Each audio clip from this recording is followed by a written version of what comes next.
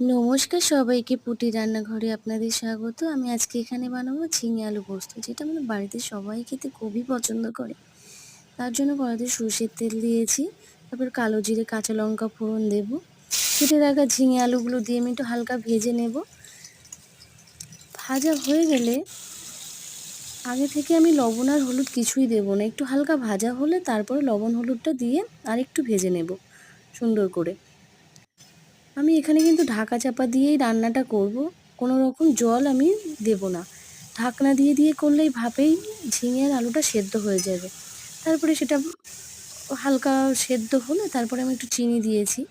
চিনি দেওয়ার পরে আরেকটু মশলার সাথে কষিয়ে নিয়েছি। দেওয়ার পরে আমি পোস্তটা আগে থেকেই বেটে রেখেছিলাম, সেটা দিয়ে আরেকটু মাখিয়ে নেব। পোস্ত দিয়ে বেশিক্ষণ রান্না করা লাগে না। তো তারপরে আমি দেখাচ্ছি যে এখানে আমার রান্নাটা একটু হয়ে গেছে। তারপরে কাঁচা লঙ্কা দিচ্ছি ওপর থেকে, বেশ টেস্টটা ভালো হবে। তারপরে নামানোর একটু আগে সর্ষের তেল দেব।